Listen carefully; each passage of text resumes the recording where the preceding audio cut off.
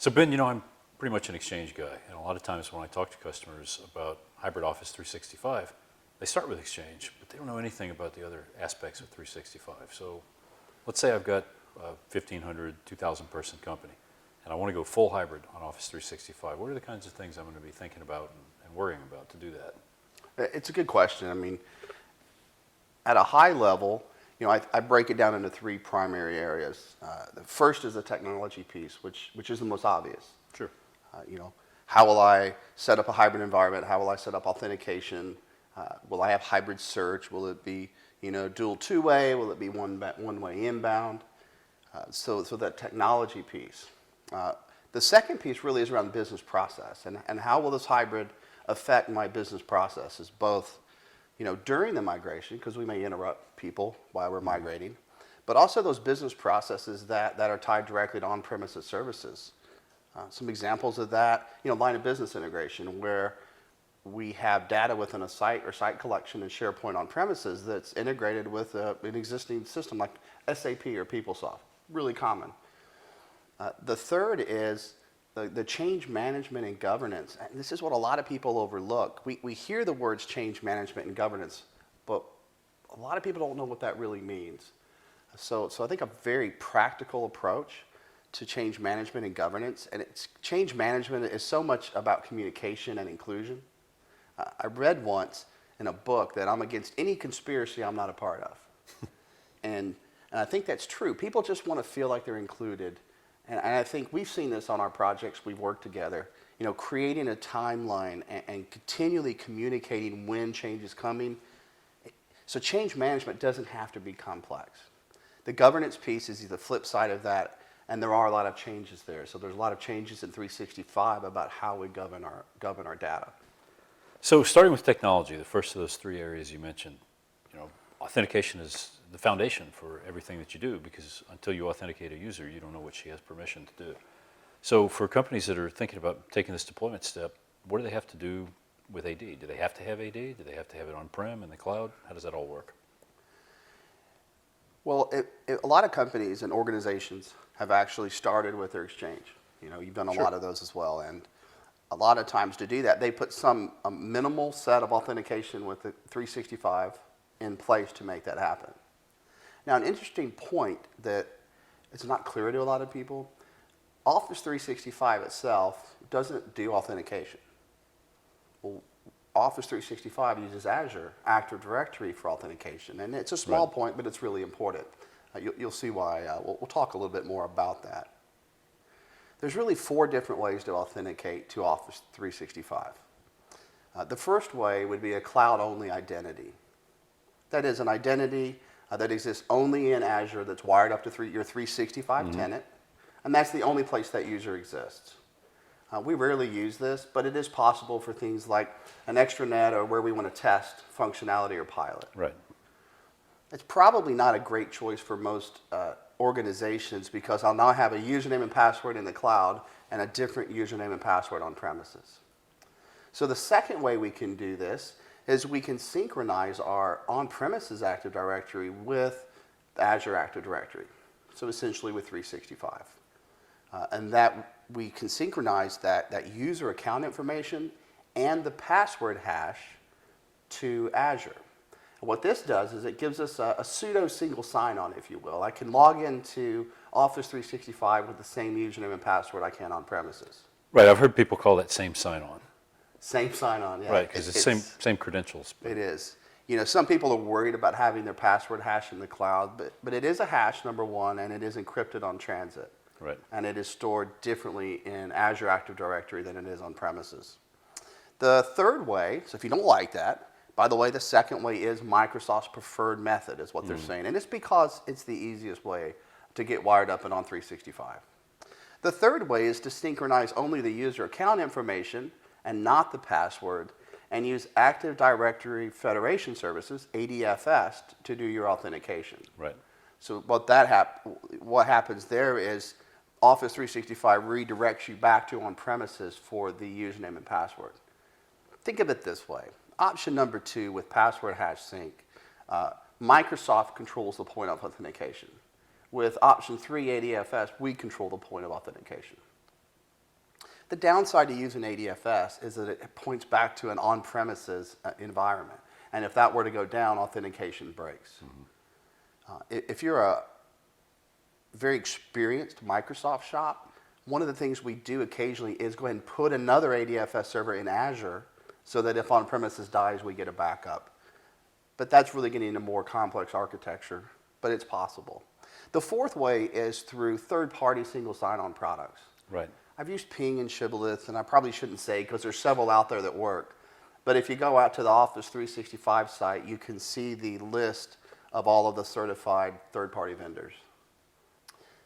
You know, in your last project, you were working with some of the more recent tools. How easy is it to synchronize with the cloud? So, as you said earlier, Microsoft really wants people. They prefer that you set up directory synchronization with password hash sync. And so they've made it much, much easier over time. The version of the tool set that we have now is called AAD Sync, and it's evolved. There used to be an older tool called DirSync that's still fielded in some places, but going forward, AAD Sync is the supported and the preferred tool. And it's got a wizard interface now that, as much as I hate to say it, boils away a lot of the complexity. So it almost is next, next, next, finish. And not quite, right? There's still some planning things you have to do first, and there's still some things you have to think through before you actually deploy the tool. But Microsoft's end goal is to make that synchronization as seamless and as simple as possible, because that makes it a lower barrier to get people over it, right? It encourages people to do it that way when they simplify it. And so they're aggressively trying to hammer the dents out of that process to make it as smooth and easy as possible. Does it matter? I mean, so that's great. So ADFS, though, it's a really complex, and is there a wizard for that?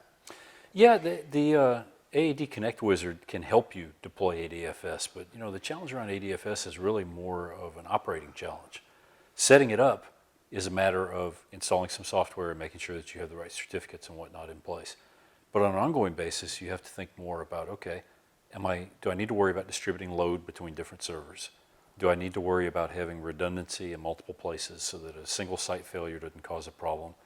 Am I going to use Azure as one of the places where I host ADFS servers, and if so, how am I going to connect to the Azure network? It's not that it's necessarily harder, it's more complicated because there are more moving pieces. So the wizard interface helps simplify the process of doing it once you know what you're doing, but the process of deciding what you're doing is still something people need to think carefully about. You know, and I saw recently that we had to have Windows Server 2012 R2 for the new AAD Connect Right. wizard because it's using, I know it's not the official name, but ADFS 3, Right. which is what we all know it as. And you know, honestly, I understand, because I have customers that do this. I understand why sometimes there are operational or business reasons not to be deploying whatever the current release of Windows Server is. But really, if you're talking about deploying new functionality, in this case, ADFS with AAD Sync, you know, there's no good reason to deploy that on an older version of Server OS. And that's a good point. Get with it. It's 2015 now. That's right. Okay, so we've got authentication in place. All the plugs and wires are connected, and when an on-premises user goes to authenticate either to the service or to on-prem, everything works seamlessly.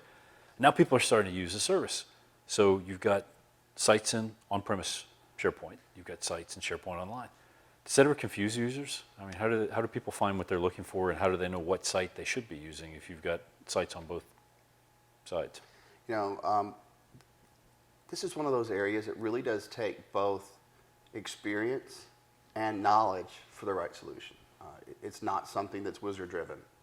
And it really is, and I hate to use the term "it depends," but we say that a lot in our business. And in this case, it's true. I have a visual image when I think about hybrid SharePoint, and I think about the Grand Canyon. And on one side of the Grand Canyon, I have on-premises, and on the other side, I have Office 365. And I think about building one of these like wire bridges across it with the big cables, with 4 big cables. Right. The first big cable in my mind is the authentication we talked about earlier. I mean, we do need to tie authentication to tie those two pieces together. And once I plumbed in that basic authentication, in my mind, the next step is search. It is creating a method so wherever I look for information, I find it regardless of if it's on premises or in the cloud. I mean, this needs to be very user-friendly. As much as we would like for them to use navigation or links we put on, the truth is, Bing and other engines like that have already trained our users that search is the way you find information. Sure. And so our users have already been trained at home. And this is especially true with the younger generation coming out. So authentication and search.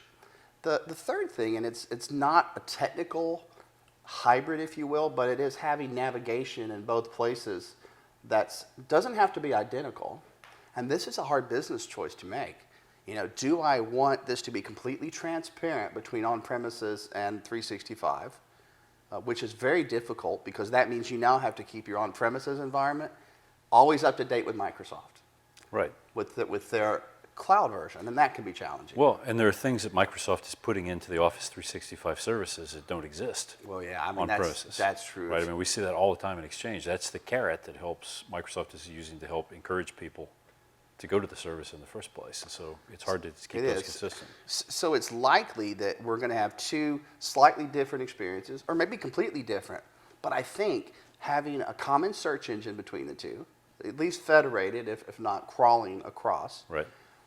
I think then having a navigation, so at least when I'm in my SharePoint online, I still have a link back to on-premises, so I can find my way, and vice versa. When I'm on premises, I still have common navigation to get me to SharePoint Online, for example. And the fourth piece here is that managed metadata. And that's a newer term, I think, to some Exchange admins, but we had the idea in Exchange of tagging information, and that is really what it is. It's a robust, hierarchical, managed terms, and that's called the managed metadata service. And this is especially true if you're migrating some of your processes to SharePoint Online. They may already be leveraging that managed metadata, so that needs to exist in the cloud as well. One point I'd like to make, though, is that it's not enough to simply copy the nouns out of that on-premises taxonomy into the cloud, because the taxonomy store itself is GUID-driven. I'm sorry, if you're north, it's called a GUID, but if you're in the south, we call it GUIDs. But it's GUID-driven. That's for multi-languages, for example, that if I'm in Mexico, it's mantequilla, and if I'm in the U.S., northern U.S., it would be butter, for example. A lot of our custom code around like custom search queries and web parts are driven off the GUID. So if you have that, you need to replicate your on-premises term store to the cloud. What this does is give the users the same experience when they're tagging information or perhaps using form data or executing searches. There's no automated way to do that at this point, but if you look on Brian Law's Summit 7, he's got a blog that walks you through how to set up a job that can push that. It's not terribly difficult, and it's just text. It's pretty lightweight. So those are the four ways, the primary ways we use to cross the Grand Canyon, if you will. Authentication, search, navigation, and managed metadata. Gotcha. All right, so we've talked about the technology piece. Now, you said something earlier that grabbed my interest around business processes, because people use the software to do whatever their business does. So how does deploying hybrid SharePoint or hybrid Office 365, what kind of impact does that have on business processes? Well, there's a lot of business processes. Business processes is kind of a term that's thrown around a lot. Business process means any type of process that's happening in my business or my organization. I don't know that it means it's always fully automated. We talk a lot about ensuring that content's tied to a process. There's a lot of stuff we do every day that's not a workflow. I come into work, I open my email, I check it. It's something we do every day. It's essentially a business process. A lot of daily business processes are tied to the technology on SharePoint on premises. So for example, a lot of people, we use scanners to scan and capture documents. Scanning is just bringing it in image form versus capture, which is a more intelligent document management technique.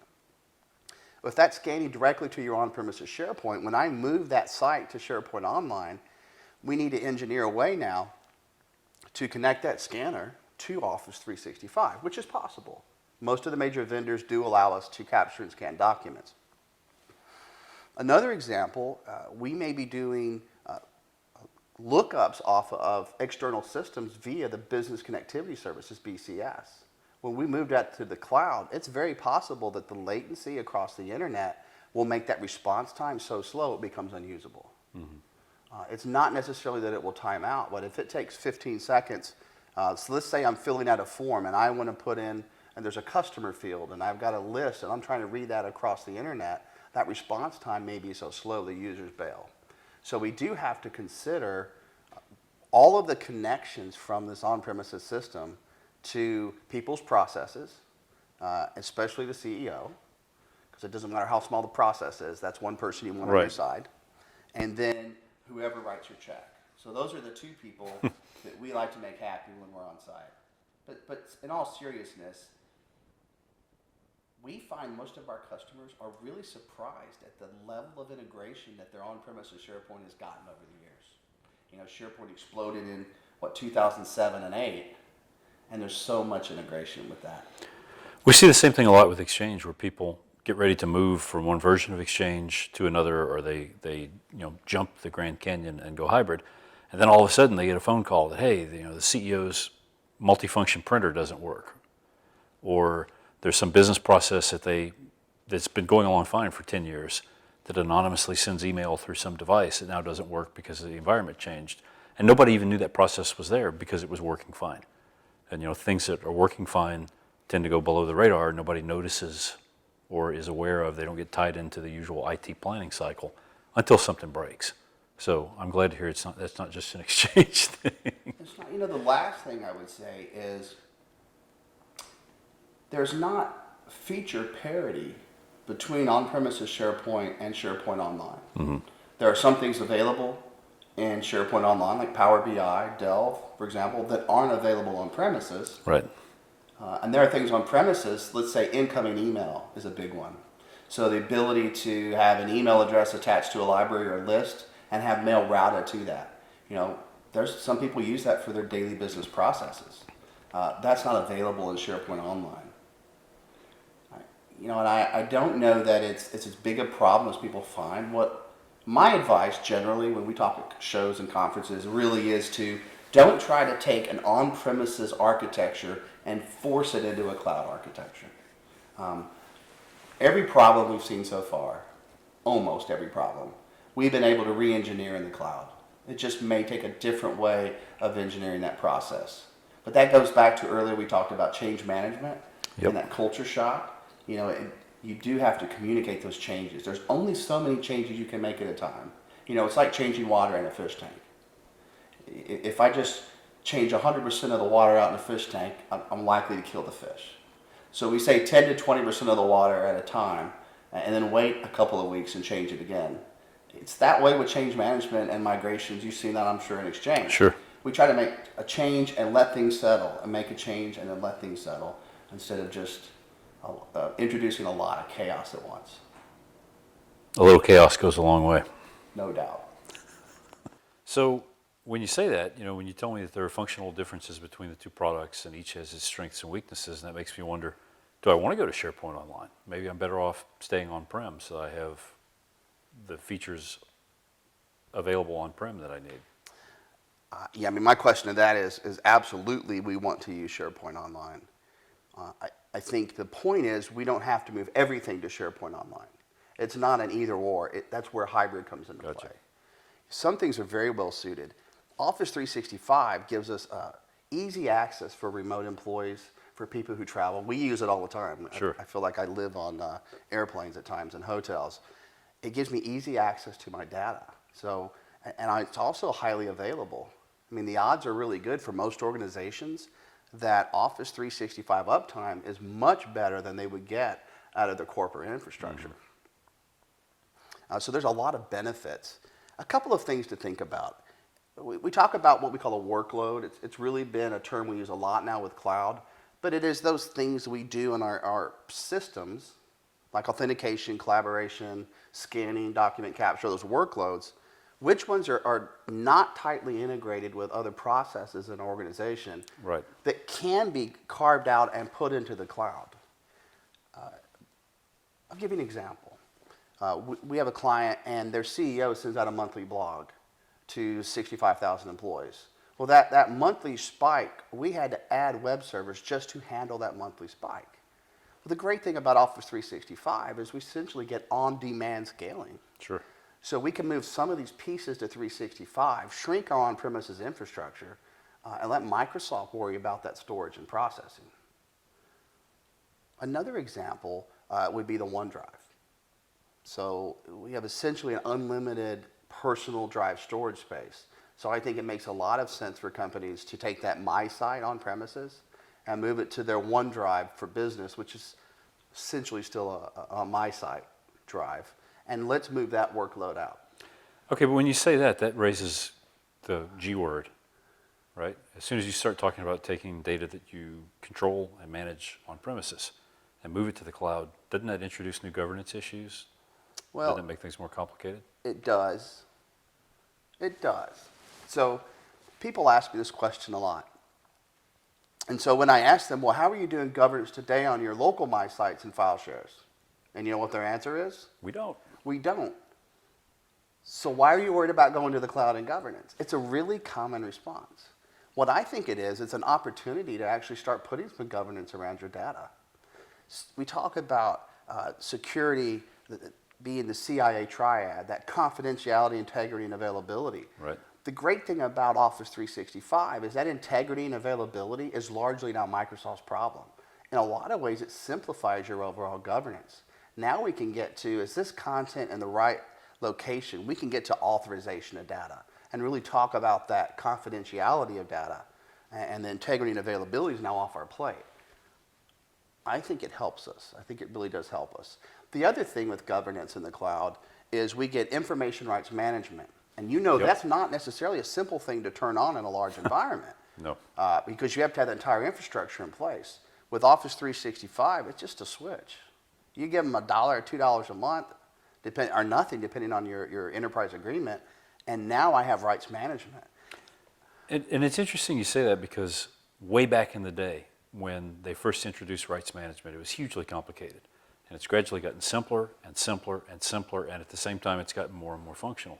We see the same thing happening with data loss protection, for example. That's right. They introduced some DLP functionality in Exchange, then they improved it. Now they're rolling it out to Office 365. They're rolling it into OneDrive, so you can use you get a consistent DLP experience across files that are in OneDrive for Business and files that are in your SharePoint libraries and messages that people send with Exchange. So Microsoft is both. There are two things going on, right? They're making the existing functionality steadily better around governance, but they're also adding functionality so that they're providing governance across all these different places where data can be stored. Yeah, I would 2 points to the governance. The first is governance doesn't have to be complex. We hear people, they really struggle with governance. Governance should be derived from risk. We should have an organization that we have risk to PII, risk for HIPAA, personal information, social security numbers. So with well-defined risk, governance is simple. I think the reason people struggle with governance is a lot of organizations don't have a well-defined risk management plan. If we don't have well-defined risk, how the heck do I know how to govern that data? Sure. So without those well-defined risks, what we're really coming up with is kind of a best practices governance framework, which is fine. That's fine. And we're going to be talking a lot more about that in the next few months, about governance. And that really is about process governance and the content governance. The second piece of that, though, I'm glad you gave me that segue, is the governance around managing on the administrative side of Office 365. As we know, it's getting better. The idea of having these isolated administrative workloads. But right now, essentially, I'm a tenant, global admin, or I'm not. Right. And they're adding roles, and this is getting better. But there's no way for me to delegate to say, well, Paul's going to be a managed metadata administrator, and Ben's going to be the user profile administrator. We do have that capability on premises. Yes. Same with Exchange. Yeah. I can summarize it really easy for admins that may be viewing this, long-term SharePoint admins. You don't get central administration. So no web app general settings. I'll tell you I love 365. I have to say that, right? No. The piece I miss is web application policies. So the ability to put a wrapper around a web application, and based on a user, I can change permissions for a group or a user. And that's something I miss. I know we've been badgering them when we're in Redmond about this, so maybe we'll get it. How's that working? One in 100, sometimes better. Well, But if we get enough people asking for it. But I think the point there is, what we're seeing is the product team be more agile than they've ever been. That's what they're putting features. There's no question about that. I think there's some struggles with that, right? Because it's constantly changing my governance and design, because we have to keep up with these feature releases. But they have a roadmap. If you go to the website, there's a roadmap, and it shows you all the features and what's coming. Right. So the upside is they're answering people's requests. They're putting these feature requests in rapidly. And be careful what you wish for, because people have asked for that, and now we're getting it. And now it's hard to keep up. We see that on the Exchange side, right? Microsoft has got a very predictable release cadence for Exchange updates. And that's too fast for some customers because their internal processes don't let them run at cloud speed. Satya Nadella uses the word hyper or the prefix hyper for scaling and for speed. And Microsoft is clearly on board with that because they're increasing that cadence to drop more features faster, which in the end is good for us.